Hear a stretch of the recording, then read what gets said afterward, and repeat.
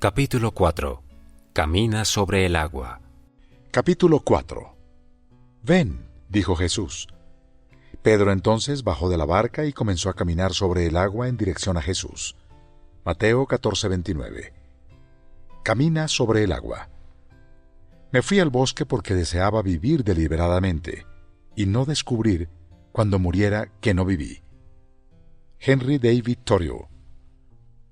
Hace algún tiempo fui de vacaciones al rancho de un amigo en Arizona. Mi esposa creció vacacionando ahí. Insistió en que mi experiencia no sería total hasta que no conociera la intensa emoción de un paseo a caballo realmente desafiante. Paseamos por un sendero, pero resultó demasiado aburrido, pues existía la posibilidad de caer y lastimarme seriamente. La verdad es que he pasado muy poco tiempo cerca de los caballos y nunca me he topado con uno en el que confíe, pero por supuesto yo no iba a admitirlo. Entonces a la mañana siguiente, monté junto con 5 vaqueros del rancho para llevar a la manada de caballos a pastar a unos 5 kilómetros de ahí. Estaba muy interesado en conocer al caballo que me asignarían. A menudo los caballos reciben sus nombres debido a algún aspecto sobresaliente de sus temperamentos. Cuando te asignen un caballo que se llame Chiquito o Valium, sabrás bastante bien lo que te espera. El nombre de mi caballo era Reversa, debido a su particular excentricidad de echar hacia atrás siempre que alguien fuese tan tonto como para alar sus riendas. Registré eso en mi mente para no cometer el error. El viaje rumbo al pastizal no tuvo incidentes. Dejamos a la manada y ya íbamos de regreso, cuando uno de los vaqueros decidió hacer una carrera. Su caballo se adelantó a todo galope y los otros 4 de inmediato iniciaron la carrera para alcanzarlo. Reversa se comenzó a mover. Por puro instinto alé las riendas tan fuerte como pude. Reversa se levantó en sus cuartos traseros y caminó unos cuantos pasos hacia atrás, tal como lo hacía Plata con el llanero solitario, para luego salir disparado como un cañón.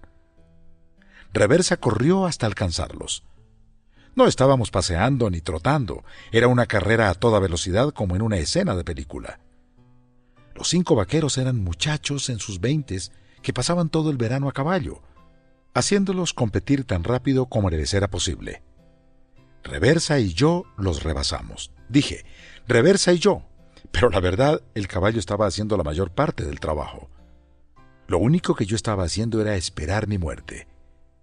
Busqué en la ribera del arroyo cercano la roca con la que me partiría la cabeza una vez que el caballo me lanzara.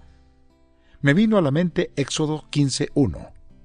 Cantaré al Señor, que se ha coronado de triunfo arrojando al mar caballos y jinetes.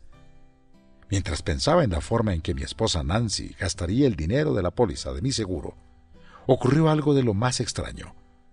Me di cuenta de que era muy probable que sobreviviera a esta experiencia y que se convertiría en uno de los momentos más intensos de la semana. Por unos segundos, experimenté lo que Mihaly Csikszentmihalyi denomina flujo, mi propia óptima y personal experiencia. Por unos momentos estaba totalmente cautivado por una sola actividad. Todo lo que escuché fue el golpeteo de los cascos de Reversa. Todo lo que sentí fue el golpe del viento en mi cara y el rítmico vaivén del galope. En una esquina de mi campo visual, me percaté de las miradas asustadas de los 4 jinetes del Apocalipsis que acababa de rebasar hacía un momento. Uno que disfruté inmensamente. Me sentí vivo desde mi cabeza, ya sin sombrero, hasta los dedos de mis pies marcados por los estribos. Comencé a carcajear debido a la adrenalina. Para el momento en que nos detuvimos en la cerca, supe que este había sido el paseo a caballo de mi vida. No me habría perdido esta experiencia por nada del mundo. Por supuesto, cuando nos detuvimos ya en el rancho, lo que para mi alivio Reversa decidió hacer poco a poco, el orgullo masculino no me permitiría decir que esa carrera no había sido planeada. Sí, la monta estuvo decente, les dije.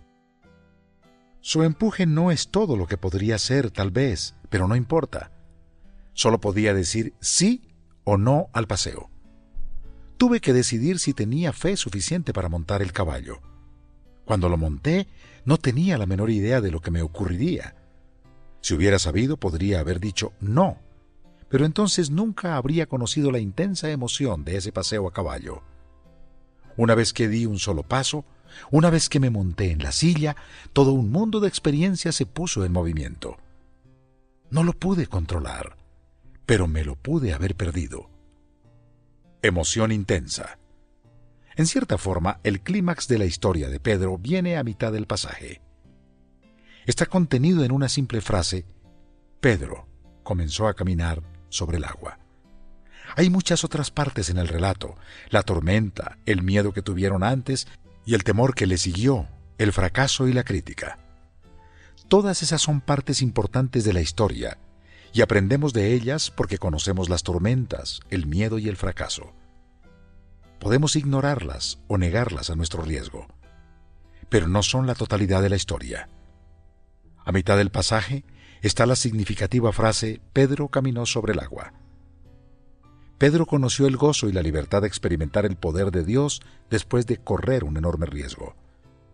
Creo que durante esos momentos, Pedro guardó recuerdos que se llevaría a la tumba. La sensación de que el agua en alguna manera se solidificó bajo sus pies. La intensidad del viento sobre su rostro, las miradas asustadas de los pasajeros de la barca al adelantárseles, un momento que apuesto disfrutó intensamente, y creo que supo que este era el paseo de su vida. Me pregunto qué le pasaría por la mente a Pedro. No lo puedo creer.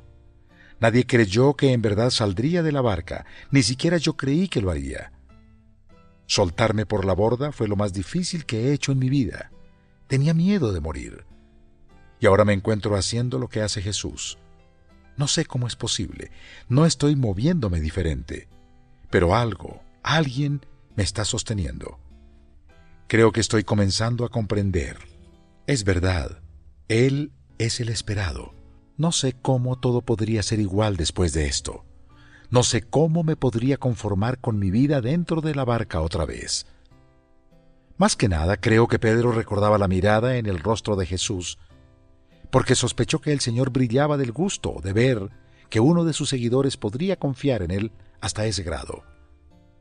Me da la impresión de que, durante todo el tiempo que duró la caminata, no dejaron de mirarse el uno al otro por un solo instante. Salir de la barca fue el gran regalo de Pedro para Jesús. Caminar sobre el agua fue el gran regalo de Jesús para Pedro. Vale la pena arriesgarse. A la mayoría de nosotros nos encanta escuchar mensajes acerca de lo poderoso que es Dios. La Escritura está llena de ilustraciones que nos dan confianza. Él es la roca, fortaleza y torre fuerte. Es rey y guerrero. Hace de las nubes sus carros y monta en las alas del viento. Y yo que pensaba que montar a reversa fue emocionante. Se nos dice que Dios hace que la tierra tiemble solo con una mirada, que las montañas humeen a su toque y que la tierra se funda cuando levanta su voz. Me encanta leer cómo la confianza de Jesús contrastó con el miedo de sus discípulos. En una ocasión, en una barca diferente, azotó una tremenda tormenta. Jesús dormía una siesta al mismo tiempo que sus discípulos se convencían de que estaban a punto de morir. Cuando lo despertaron, el Señor no tenía miedo en absoluto.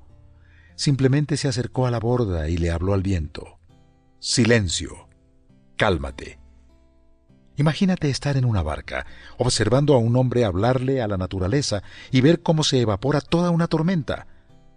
¿Crees que dejaron de temer o que su miedo cambió de dirección?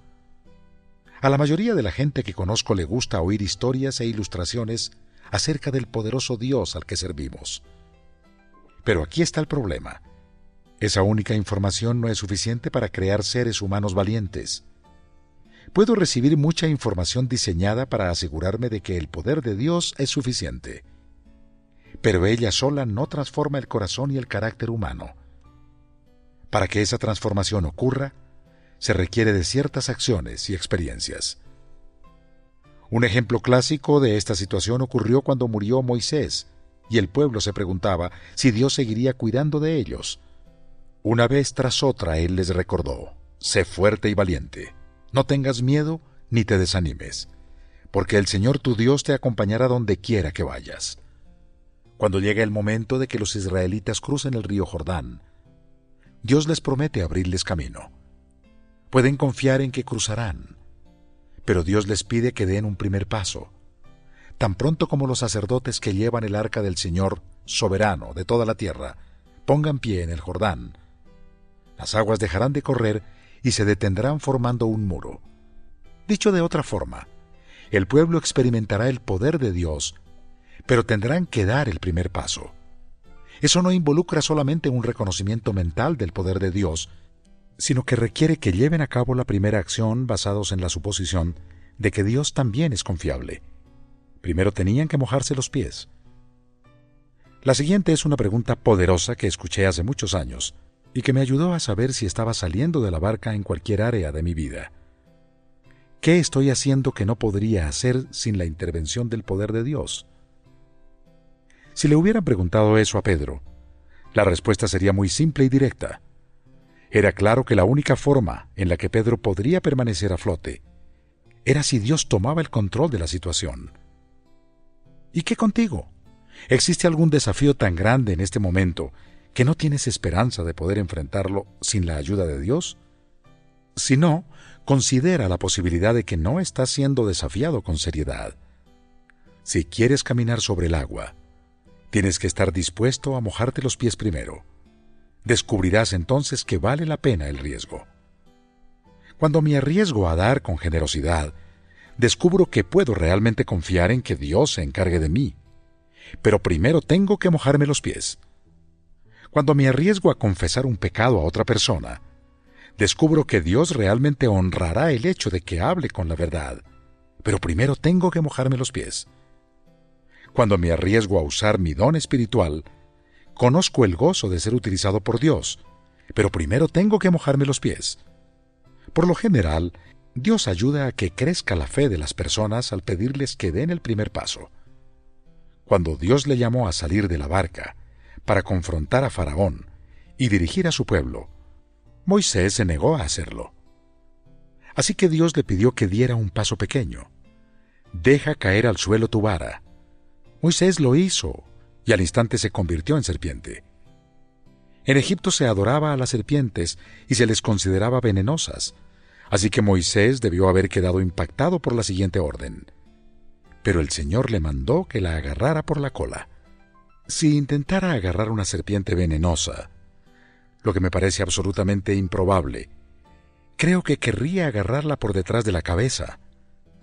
Me imagino que las serpientes se pueden irritar un poco si se les quiere agarrar y tomarlas por la cola, lo que les da bastante espacio para maniobrar. Pero Dios quiso que Moisés aprendiera algo acerca del principio del primer paso. Así que Moisés agarró a la serpiente y se convirtió en una vara nuevamente. Moisés descubrió que Dios es fiel, pero tuvo que agarrarla primero, tuvo que dar el primer paso. Dios les prometió libertad a Moisés y a los israelitas. Los libró de la mano de Faraón, pero primero tuvieron que actuar confiados. Tuvieron que marchar al Mar Rojo antes que los separara. Este patrón se repite en la Escritura una vez tras otra. Naamán tuvo que lavarse 7 veces en el agua antes de ser sanado de la lepra. Gedeón debió depurar a su ejército de 32,000 hombres hasta llegar a 300 antes de que Dios lo librara de los madianitas. Los panes y los peces fueron entregados antes de ser multiplicados. La semilla debe ser sepultada en la tierra y morir antes de que pueda levantarse a una vida más grande y fructífera. Si he de experimentar una mayor medida del poder de Dios en mi vida, el principio del primer paso normalmente estará involucrado. Por lo general comenzará por mi actuar en fe, confiando lo suficiente en Dios para dar un paso de obediencia. Solo reconocer la información acerca de su poder no es suficiente. Primero tengo que mojarme los pies. A menudo al momento clave de decir sí, desconozco todas las implicaciones. Ningún padre sabe todo el costo que implicará traer a un niño al mundo. Ninguna pareja conoce el índice de gozo o angustia que el matrimonio les tiene dispuesto. Es muy bueno que no lo sepamos, pues tal vez nunca daríamos ese primer paso. Pero cuando digo sí, pongo en movimiento una aventura que me cambiará para siempre. La manera en que la fe crece. Creo que una razón importante por la que Dios nos pide con frecuencia dar un primer paso se relaciona con la naturaleza de la fe y la manera en la que ésta crece. La mayoría de la gente que conozco desea, al menos en ciertos momentos de su vida, tener más fe. Sé de personas que se atormentan por tener muy poca fe. Están seguras de que su falta de fe es la razón de la oración no contestada, de la debilidad espiritual o de una sensación de que Dios está distante. Martín Lutero, reconocido como el paladín de la justificación por la fe, conocía todo acerca de la duda. En Turgot, una pequeña y desdichada mujer se me acercó y me dijo: «Oh, querido doctor, creo que estoy perdida y no puedo salvarme porque no soy capaz de creer». Le contesté: «¿Cree usted, querida señora, que lo que ora en el credo es cierto?». Me respondió con las manos unidas en un fuerte apretón: «Oh, sí, lo creo. Es la pura verdad». Y entonces le respondí: «Entonces vaya con Dios, querida señora. Usted cree más y mejor que yo. Es el diablo quien pone tales ideas en las mentes de la gente y dice: deberías creer mejor, deberías creer más. Tu fe es insuficiente y débil». De esta manera les lleva a la desesperanza. Cuando la gente lucha contra la duda, pueden llegarse a decir que tratarán con más ahínco de aumentar su fe. Pero la fe no es algo que puede adquirirse sin esforzarse más. Imagínate que alguien te dijera: «Me he percatado de que tengo dudas sobre el Old Faithful, un geyser natural localizado en el Parque Nacional del Yellowstone, en el estado de California, Estados Unidos, y famoso por sus predecibles y espectaculares erupciones de vapor. No estoy seguro de que se pueda confiar en su actividad. ¿Qué le aconsejaría?». Seguramente no que tratara de creer con más ahínco. El mejor consejo para tal persona sería: solo quédate cerca del Old Faithful. Conócelo mejor. Y dado que Old Faithful es fiel, mientras mejor le conozca, más confiará en él. Es igual con Dios. Nunca trates de tener más fe, simplemente conócelo mejor. Y ya que Dios es fiel, mientras mejor lo conozcas, más confiarás en Él. La manera de conocer su confiabilidad es arriesgarse a obedecerlo. Ole Hallesby escribió acerca del padre que llegó a Jesús para pedirle que le ayudara si podía hacer algo. «¿Cómo que sí puedo?», respondió Jesús. «Para el que cree todo es posible». «Sí creo», dice el hombre. «Ayúdame en mi poca fe». Como la mayoría de nosotros, este hombre era una combinación de confianza y duda. ¿Cuánta fe tuvo?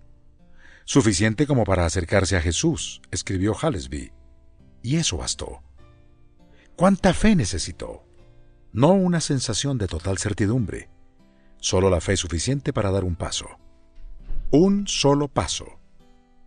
En el clímax de la película Indiana Jones y la Última Cruzada, Indiana tiene que pasar 3 pruebas supremas para llegar al Santo Grial y salvar a su padre que está agonizando. La primera prueba es el aliento de Dios. Mientras recorre un pasillo, Indiana debe agacharse en el momento preciso para evitar ser decapitado por enormes cuchillas giratorias de metal. La segunda prueba es la palabra de Dios. Jones debe caminar sobre las rocas correctas, las que deletrean el nombre de Dios en latín para evitar una caída mortal a través del suelo. Pero la tercera prueba, el camino de Dios, es la más difícil. Indiana llega a la orilla de un gran abismo, como de 30 metros de ancho y unos 300 metros de profundidad. Al otro lado está la puerta que conduce al Santo Grial. Las instrucciones dicen: solo con el salto desde la cabeza del león, él probará que es digno.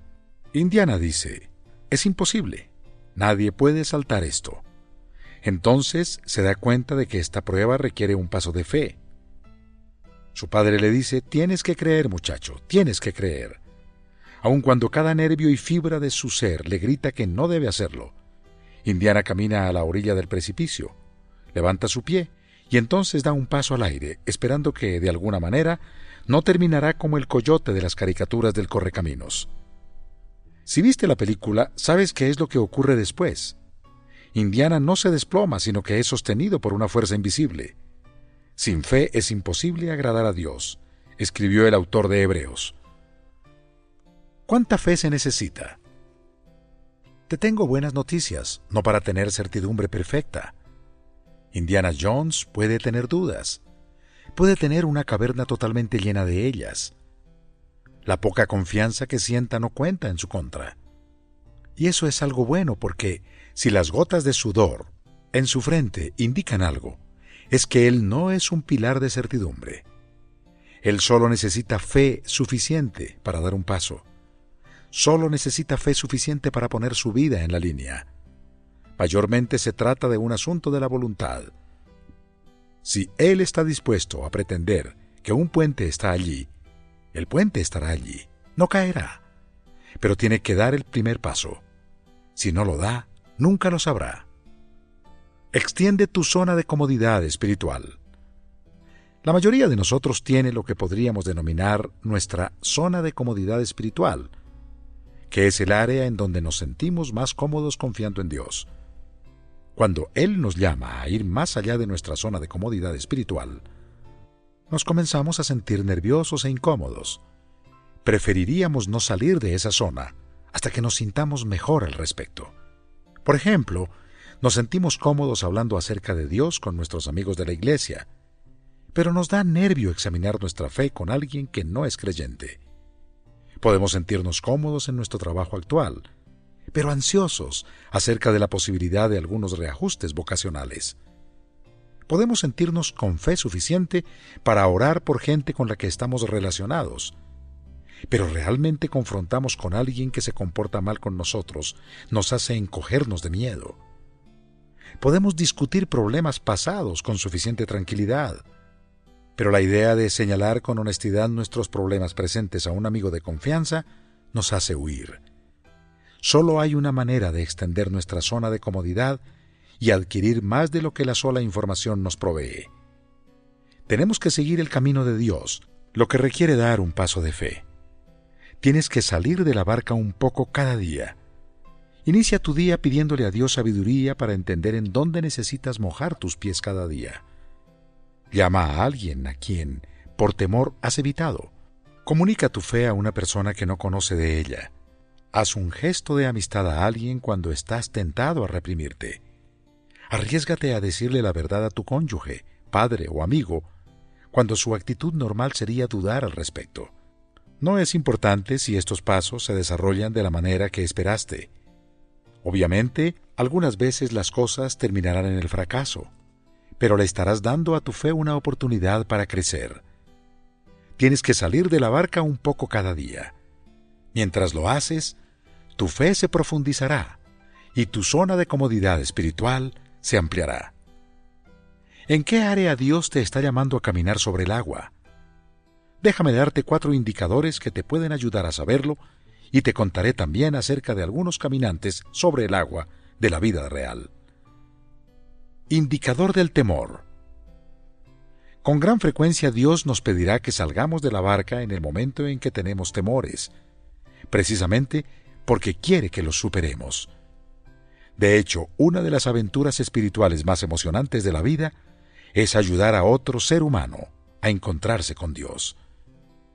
¿Qué es lo que nos impide salir de la barca evangelísticamente? La razón número 1 es el temor. ¿Temor a qué? Según la historia, las personas han arriesgado sus formas de vida y hasta su misma existencia por causa de su fe. En muchos lugares del mundo, los cristianos todavía lo hacen. Sin embargo, para la mayoría de nosotros, el peor caso es que la gente no querrá hablar sobre asuntos espirituales. Podemos experimentar una breve sensación de vergüenza o rechazo. Cuando preguntemos, ¿te gustaría conversar sobre asuntos espirituales?, la otra persona podría decir, no, creo que no, hoy no, gracias. Más o menos esa es la mayor cantidad de dolor que enfrentaríamos. Por otro lado, imagina el potencial opuesto.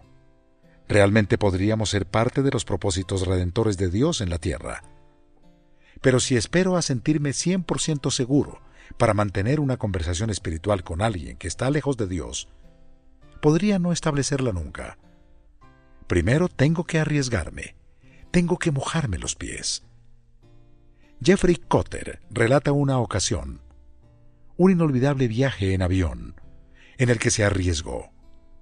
De regreso de una entrevista de trabajo y vestido con blue jeans, este pastor se encontró sentado junto a un hombre de negocios, lector de Wall Street Journal, con portafolio y traje tipo diplomático. El impulso inicial de Cotter fue evitar cualquier conversación, en especial la relacionada al trabajo, pero cuando don graduado en finanzas lo saludó, perdió esa opción. El hombre laboraba en lo que denominó el negocio de clínicas embellecedoras de la figura. Le habló de la manera en que podía cambiar la autoestima de una mujer cambiando su cuerpo. También le habló de su emoción acerca del poder y significado de lo que hacía. Cotter quedó impactado por el orgullo del hombre, su trabajo y sus logros. Se preguntó por qué los cristianos no somos más así y por qué somos con frecuencia tan defensivos respecto a nuestra fe. Se percató entonces de que, debido al temor, había permanecido esquivándolo durante todo el vuelo. Observando con escepticismo la vestimenta de Cotter, don graduado en finanzas le preguntó sobre su trabajo. Dejemos que Cotter lo cuente desde aquí. El espíritu comenzó a moverse sobre la faz del abismo. Orden y poder surgieron del caos. Una voz, un susurro me recordó: si alguien ha de gloriarse, que se gloríe en el Señor. Qué interesante que tengamos semejantes negocios e intereses, le dije. Usted está en el negocio de la transformación del cuerpo. Yo en el de la transformación de la personalidad. Aplico principios básicos teológicos para lograr la modificación esencial de la personalidad. Mordió el anzuelo, pero sabía que nunca lo admitiría. El orgullo es poderoso. ¿Sabe qué? Ya he oído de eso, respondió con duda. Pero, ¿tiene oficinas en la ciudad? Bueno, tenemos muchísimas oficinas, por todo el estado. Es más, tenemos presencia nacional. Tenemos al menos una oficina en cada estado del país, incluyendo Alaska y Hawái. El hombre tenía una mirada intrigada. Trataba de identificar a esta gran compañía de la que seguramente habría leído o escuchado antes, tal vez en su Wall Street Journal. De hecho, ya nos expandimos a nivel internacional, y la administración tiene planes para establecer al menos una oficina en cada país del mundo para el final de esta era de negocios. Hice una pausa y le pregunté: ¿su negocio tiene un plan semejante? Bueno, no, todavía no, me respondió. Pero usted mencionó a la administración. ¿Cómo hace que todo funcione? Es una preocupación familiar. Un padre y su hijo manejan todo. Debe costar muchísimo capital, comentó con escepticismo. ¿Se refiere al dinero?, pregunté. Sí, eso supongo. Nadie sabe cuánto cuesta, pero no nos preocupamos porque nunca nos quedamos cortos de recursos. Parece que el jefe siempre tiene suficientes. Él es una persona muy creativa, y el dinero, bueno, simplemente está ahí. Es más, los que estamos en la compañía tenemos un dicho acerca del jefe. Él posee todo el ganado sobre miles de montañas. ¡Oh! ¿Así que también se dedica a la cría de ganado?, preguntó mi cautivo amigo. No, se trata de un dicho que utilizamos para indicar su riqueza. Mi amigo se acomodó en su asiento. ¿Y qué de usted?, me preguntó. ¿Los empleados? Somos todo un caso, le dije. Tenemos un espíritu que satura la organización. Funciona más o menos así. El padre y su hijo se aman tanto que su cariño se filtra a través de toda la organización, de manera que terminamos amándonos unos a otros también. Sé que esto se oye muy anticuado en un mundo como el nuestro, pero hay gente en la organización que está dispuesta a morir por mí. ¿En su negocio pasa algo semejante? En ese momento estaba a punto de gritar. La gente comenzó a moverse notoriamente en sus asientos. Todavía no, contestó, y luego, cambiando rápidamente de estrategia, me preguntó: ¿y le ofrecen buenas prestaciones? Son abundantes, contraataqué con un destello. Tengo seguro de vida total y seguro contra el fuego, todo lo básico.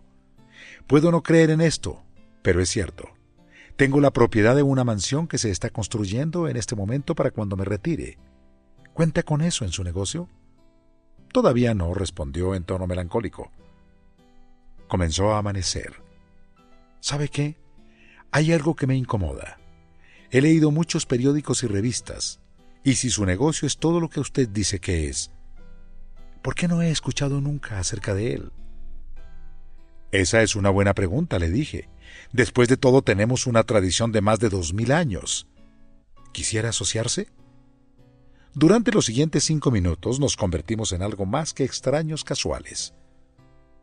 Imagínate ser utilizado por Dios para hablarle a una persona de esa manera. Por supuesto, si te arriesgas a una conversación espiritual, podrías terminar mal. Podrías tropezar muchísimo. Pero si no corres el riesgo, el Espíritu podría no usar nunca tus palabras para tocar el alma de otro ser humano. En vez de dejar que el temor te haga evadir, este puede ser precisamente el indicador del lugar en el que Dios quiere utilizarte. Pero primero tienes que mojarte los pies para averiguarlo. Indicador de frustración. En algunas ocasiones las personas de las que nos habla la Escritura fueron motivadas a confiar en Dios de maneras extraordinarias cuando se frustraron con el quebranto de un mundo caído. Nehemías no pudo tolerar la idea de una Jerusalén en ruinas. Fue movido a arriesgarse a enfrentar el disgusto de un rey y la oposición mortal para unir al pueblo de Dios. David no pudo tolerar que un filisteo gigante pagano se burlara del Dios de Israel. Fue impulsado a arriesgar su vida en el nombre de su Dios. Elías no pudo tolerar la práctica bárbara de la idolatría pagana. Fue impulsado a encargarse de todos los profetas de Baal con una sola mano. Aún en el mundo de hoy, con frecuencia es el momento en el que nos frustramos con la separación entre la realidad caída y nuestra conciencia de la voluntad de Dios, que somos impulsados a actuar en una causa que es más grande que nosotros. Un sobresaliente ejemplo de esto fue Henrietta Mears. La señora Mears fue maestra de jóvenes solteros universitarios durante décadas en la iglesia presbiteriana de Hollywood. Ella fue una influencia formadora en la vida de una gran generación completa de líderes cristianos como Billy Graham, Bill Bright, el excapellán del senador Richard Halverson y otros cientos más. Estaba frustrada por no poder proveer de material de primera calidad para educarlos, así que inició una pequeña empresa de publicaciones en su cochera. Esta se convirtió en la editorial Gospel Light, una de las casas cristianas más eficientes de su tiempo. Henrietta estaba frustrada porque conocía a muchos cristianos que habitaban la populosa ciudad de Los Ángeles y que necesitaban de un lugar para retirarse y estar con Dios fuera de ella, en el campo, en donde podrían escucharlo mejor. Manejó hacia las montañas de San Gabriel y encontró lo que parecía el lugar adecuado. Habló con Dios acerca de cuánto se necesitaba. Luego conversó con el dueño del lugar y aunque no había pensado en venderlo, nunca nadie había orado por él. El lugar se convirtió en Forest Home, uno de los más importantes centros de conferencias espirituales en los Estados Unidos. Henrietta estaba frustrada por no tener un buen libro de introducción a la Biblia que ayudara a sus estudiantes a comprender cuál es su mensaje. Así que escribió uno que vendió cientos de miles de copias y que todavía hoy, décadas después de su muerte, sigue vendiéndose. Ella hizo estas y muchas otras cosas, a pesar de vivir en una época en que mucha gente pensaba que una mujer no debía hacerlas. Una vez tras otra dio el paso de fe, y una vez tras otra el puente estuvo allí. Al final de su destacada vida, mientras yacía en su lecho de muerte, alguien le preguntó: «Señorita Mears, si tuviera que hacerlo todo otra vez, ¿haría algo de forma distinta?» Ella meditó por un momento. Si tuviera que hacer todo otra vez, hubiera confiado más en Cristo. Tal vez Dios te esté llamando a confiar en Él en un punto de frustración en tu vida. Confía en Él. Nadie ha lamentado confiar más en Cristo, nunca. Indicador de compasión. Toby fue el paje de anillos en nuestra boda. Se veía como un niño abandonado de una novela de Dickens, de enormes ojos azules, cabello rubio claro, piel color alabastro. Le prometimos a la niña de las flores que lo doblaba en edad y estatura un trozo de pastel gigante si no se separaba de él durante toda la ceremonia. Ella se aferró a él de la misma forma que un hombre en el agua se agarra de un salvavidas. En cierto momento, Toby tiró el pequeño cojín de los anillos, pero ella no lo soltó ni para dejar que lo recogiera. Poco después de nuestra boda, la familia de Toby se mudó del vecindario y perdimos contacto.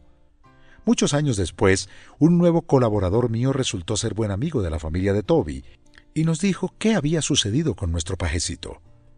Cuando Toby cursó la escuela preparatoria, escribió un ensayo acerca de la hambruna mundial y ganó un viaje de estudio por 2 semanas y media en África con Visión Mundial, la agencia misionera conocida en inglés como World Vision.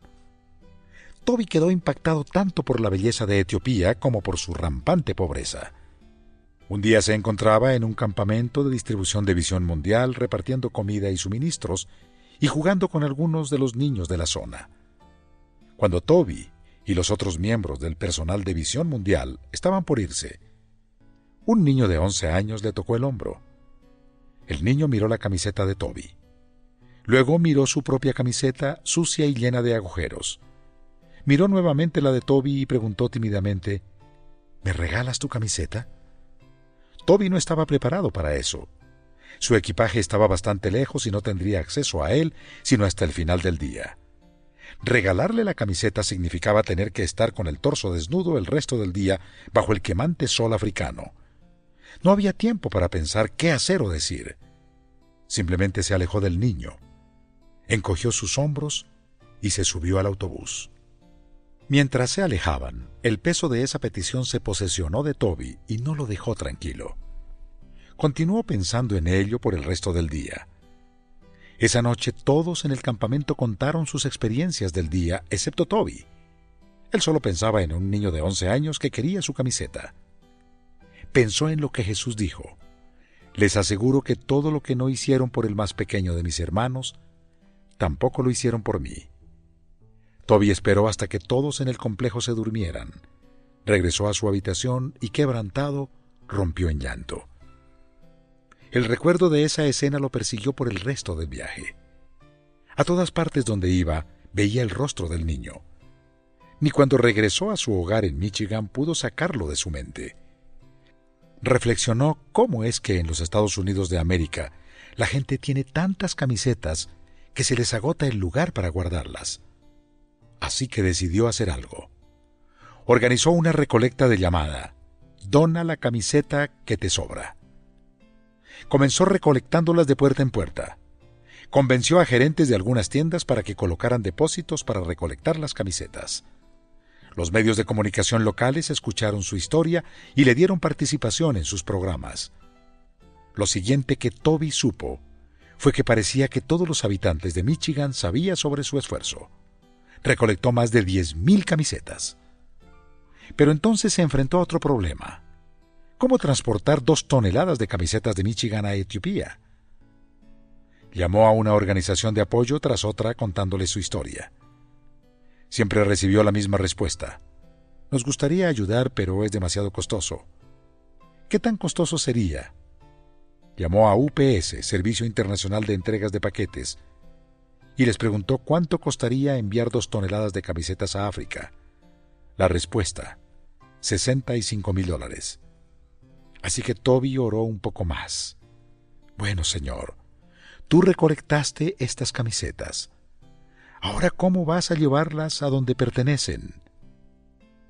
A fin de cuentas, Toby entró en contacto con una organización denominada Grupo de Apoyo del África del Sub-Sahara. Y ocurrió que ellos estaban enviando un cargamento de provisiones a África y estuvieron de acuerdo en incluir las camisetas. Solo había un obstáculo: podían llevarlas solamente a un país. ¿Está bien?, preguntaron. ¿Que solo podamos llevarlas a Etiopía? Toby no sabe exactamente en qué lugar terminaron las camisetas, pero espera que una de estas haya terminado en manos de aquel niño. Nunca olvidaré su rostro, dice. Sé que es improbable que reciba una de las camisetas que envié. ¿Qué posibilidades reales hay de que eso ocurra? Pero puedo orar. Dios puede hacer cualquier cosa. Tal vez un arranque de compasión es la manera como Dios le indicará que quiere que camines sobre el agua.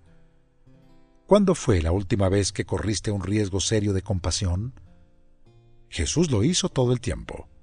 Tocar leprosos, cenar con cobradores de impuestos y convivir con prostitutas. Eso era algo normal para él.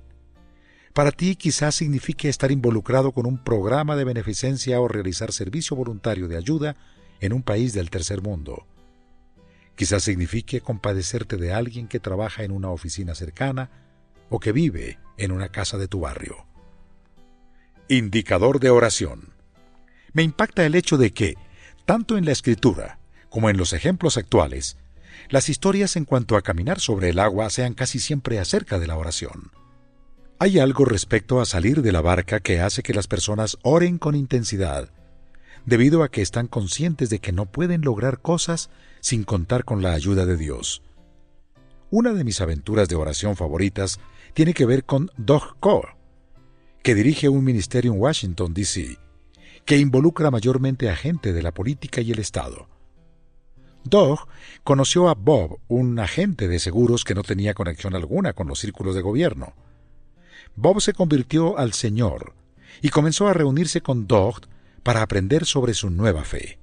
Un día, Bob se emocionó completamente debido a la afirmación de la Biblia en la que Jesús dice: «Pidan lo que quieran y se les concederá». ¿Es eso realmente verdad?, exigió Bob. Y Doug le explicó: «Bueno, no se trata de un cheque en blanco. Tienes que verlo en el contexto de las enseñanzas de toda la Escritura respecto a la oración. Pero sí, realmente es cierto. Jesús realmente contesta las oraciones». «Genial», dijo Bob. «Entonces voy a comenzar a orar por algo. Creo que oraré por África». Ese es un objetivo algo amplio.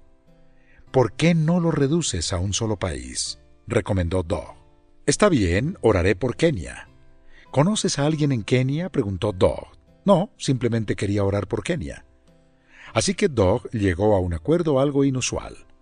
Retó a Bob a orar todos los días durante 6 meses por Kenia. Si Bob hacía eso y no pasaba nada extraordinario, Doug le pagaría $500. Pero si algo especial ocurría, Bob le pagaría a Doug los $500, y si Bob no oraba todos los días, todo el trato se cancelaba. Se trataba de un programa de oración bastante fuera de lo común, pero Doug es un tipo muy creativo. Bob comenzó a orar, y por un largo tiempo nada ocurrió. Pero entonces una noche estaba en una cena en Washington. Los convidados a la mesa explicaban cuál era su trabajo. Una mujer dijo que su trabajo era ayudar a dirigir un orfanato en Kenia, el más grande de su tipo. Bob vio cómo le salían alas a $500 de sus dólares y comenzaban a volar, pero no pudo quedarse callado. No había dicho mucho hasta ese momento, y de repente comenzó a bombardear a la mujer con preguntas. «Obviamente usted está muy interesado en mi país», le dijo la mujer a Bob, abrumada por su repentino alud de preguntas. «¿Ha visitado Kenia?». «No». «¿Conoce a alguien en Kenia?». «No». «Entonces, ¿por qué tiene tanta curiosidad?». «Bueno, alguien está más o menos pagándome $500 por orar». Ella le preguntó a Bob si le gustaría visitar Kenia y conocer el orfanato. Bob estaba tan ansioso de ir que hubiera viajado esa misma noche de ser posible. Cuando llegó a Kenia, quedó horrorizado por la pobreza y la falta de cuidado médico básico. Al regresar a Washington, no podía borrar de su mente el lugar. Comenzó a escribir cartas a compañías farmacéuticas describiendo la gran necesidad que había presenciado. Les recordó que cada año se deshacen de grandes cantidades de abastecimientos médicos que no se venden. «¿Por qué no enviarlos a este lugar en Kenia?», preguntó. Y algunas de esas compañías lo hicieron. Ese orfanato recibió más de $1 millón en abastecimientos médicos. La mujer telefoneó a Bob y le dijo: «Bob, esto es asombroso. Nos han hecho donativos fenomenales por las cartas que usted escribió. Nos gustaría que nos visitara otra vez para celebrar con una gran fiesta. ¿Querría venir?». Así que Bob volvió a volar a Kenia. Mientras estaba allí, el presidente keniano asistió a la celebración debido a que se trataba del más grande orfanato del país, y le ofreció a Bob llevarlo a un viaje a Nairobi, la ciudad capital. Durante la travesía, visitaron una prisión, y Bob preguntó acerca de un grupo de prisioneros allí. Se le dijo que se trataba de prisioneros políticos. «Qué malo», dijo Bob con brillantez. Deberían dejarlos libres. Bob terminó el viaje y voló de regreso a casa.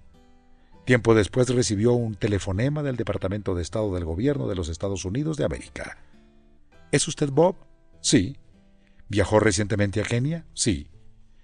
¿Le dijo algo al presidente acerca de los prisioneros políticos? Sí. ¿Qué fue lo que le dijo? Le dije que debería dejarlos libres. El Departamento de Estado explicó que había estado tratando por años de lograr la liberación de estos prisioneros sin éxito. Los canales diplomáticos habituales y las maniobras políticas llegaban a un callejón sin salida. Pero los prisioneros ahora habían sido liberados, y se le dijo al Departamento de Estado que esto se debía en mucho a Bob. Así que el gobierno lo llamó para darle las gracias. Varios meses después, el presidente de Kenia telefoneó a Bob. Estaba a punto de reordenar su gobierno y seleccionar a un nuevo gabinete. ¿Querría Bob volar a Kenia y orar por él durante 3 días mientras trabajaba en esta importantísima tarea? Así que Bob, que no tenía conexión política alguna, abordó un avión otra vez hacia Kenia, donde oró y pidió que Dios le concediera sabiduría al líder de la nación mientras seleccionaba a sus colaboradores. Todo eso ocurrió porque un hombre salió de la barca. ¿Y qué contigo? ¿Por qué estás orando? Dale 6 meses. Haré un trato contigo. Te haré el desafío de Bob.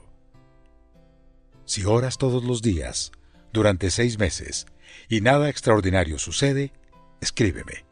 No te prometo $500, pero te reembolsaré el costo de este libro. Y por otro lado, si algo extraordinario sucede, tienes que escribirme y contármelo. Caminar sobre el agua no tiene que ver con que hagas algo grandioso. De hecho, puedes no hacer nada de valor permanente. Eso tiene que ver con lo que Dios anhela hacer por medio de su gracia y poder contigo. Pero primero, tienes que mojarte los pies. Sal de la barca. ¿En qué momento has experimentado más vívidamente que Dios obra en y a través de ti, caminando sobre el agua? Describe cómo fue. ¿Cómo responderías a la siguiente pregunta? ¿Qué estoy haciendo hoy que no podría hacer sin contar con el poder de Dios? Nunca intentes tener más fe. Más que eso, trata de conocer mejor a Dios. ¿Cómo describirías tu fe hoy? ¿Qué podría ayudar a conocer mejor a Dios? ¿Cuál sería un paso que podrías dar hoy para extender tu zona de comodidad espiritual? ¿Y qué de Bob? ¿Por cuál área del mundo, causa o necesidad mayor que tú estarías dispuesto a orar los próximos 6 meses?